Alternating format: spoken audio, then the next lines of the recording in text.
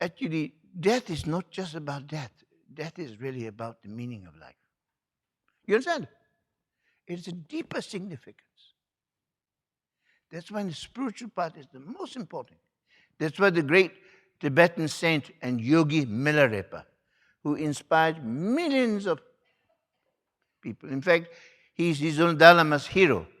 His own Dalai often says, when I read the life of Milarepa, he said, I cry. When I tell his life to others, I cry. Because it's extraordinary, really, through hardship and through determination, he was able to attain enlightenment in one lifetime. Of that, there's no doubt. At the beginning of his life, he committed a lot of negative karma,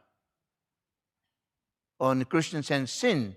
But then he overcame with remorse and really met a great master, Marpa, and purified. So from extraordinary story of from sinner to a saint.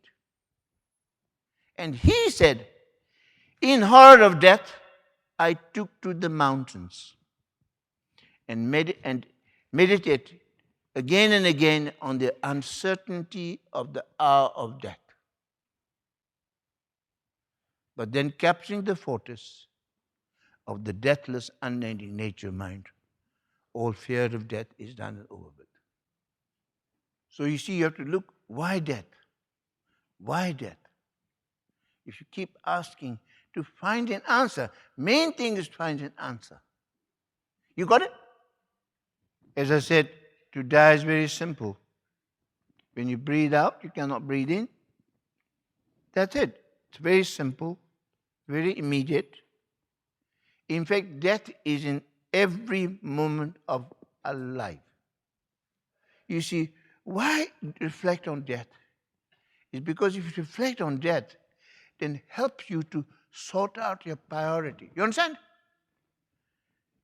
And simplify for life. And see not to forget the most important things. Like, for example, in the West, there's this great phenomena called near-death research. When I first began to write the Tibetan Book of Living Time, before that, I used to teach a lot. I used to travel a lot in early days, in the 80s. And I did a lot of programs, teach a lot. I used to teach with the hospice movement, work with hospice movement, which are the movement that cares for the dying, and also the near-death research, founder of that. And I did a lot of conferences with Dr. Kubler-Ross and many others. They really learned very much. Before I wrote, I want to bring in the experience of dying here and knowledge that live here and combine with the Buddhist teachings.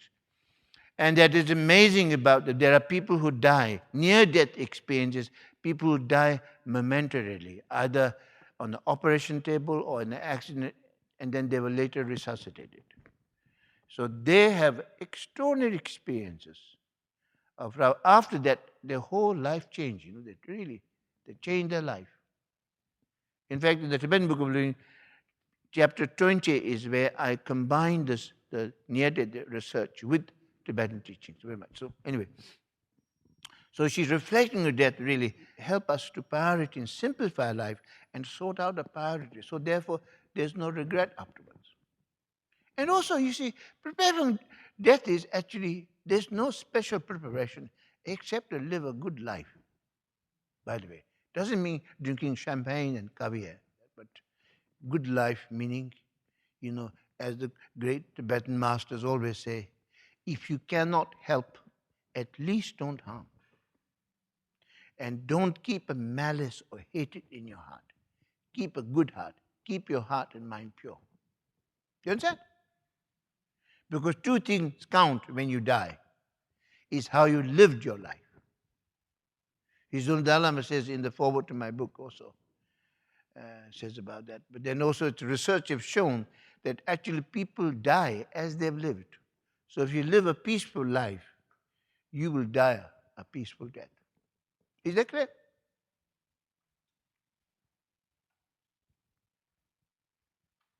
So very much two things count. How we lived our life. And most important of all, really benefiting others, helping others, developing, because we all have tremendous goodness in us.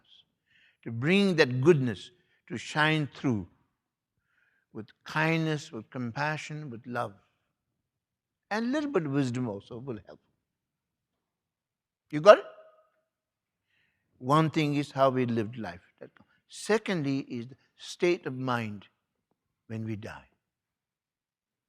That's why it's very important to prepare in the environment that we prepare when, someone dies is crucial. So really, death is always a reminder. Death is a mindfulness and awareness reminder that we must always take care. Not to harm ourselves, but to help others. Because unfortunately, we are in this because of suffering and what we call samsara. Is because of ignorance, negative emotion, negative action. These are the cause of suffering. If you don't want suffering, then you must avoid the cause of suffering, which is ignorance, negative or destructive emotion, and negative action. You got it? On the other hand, if you want happiness, then you develop knowledge and wisdom, which is antidote to ignorance, and develop, instead of destructive emotions, develop positive emotions such as love, compassion, joy, equanimity, all these. And then engage in positive, beneficial actions. As the Dalai Lama often says, that you see, when you just think of yourself, just when you think of yourself, only of yourself, how you can get on in your own life, how for your own personal success. If you just think of yourself very selfishly, then you get caught up in this claustrophobic self, in which not only you not end up being happy, but there's no end to all problems and irritations, and you shirk responsibility and blame others. On the other hand, if you change the focus and start working for the benefit of others, what's wonderful is that in helping others, that our own well-being is taken care of as a matter of course. How wonderful.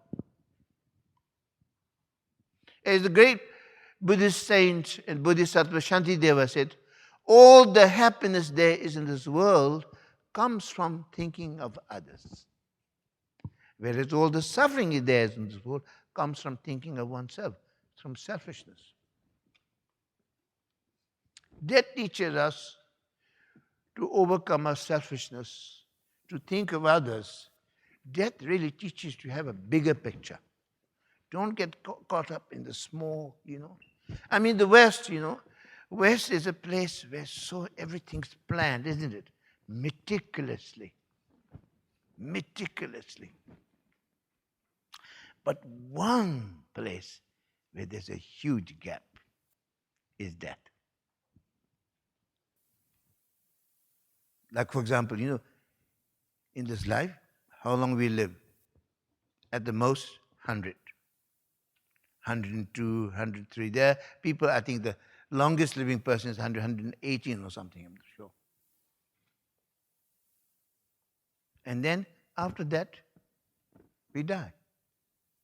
There's the whole eternity. That's not been planned for.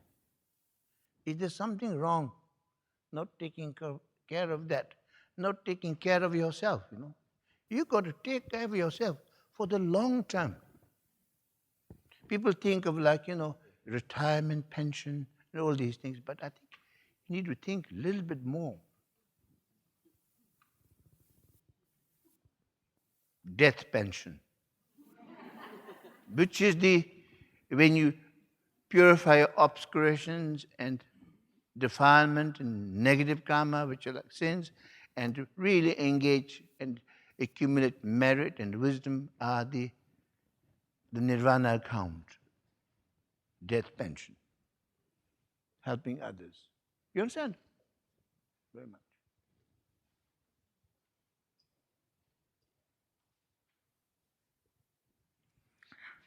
So, reflecting on death actually help us to sort out our priorities. You got that message clearly?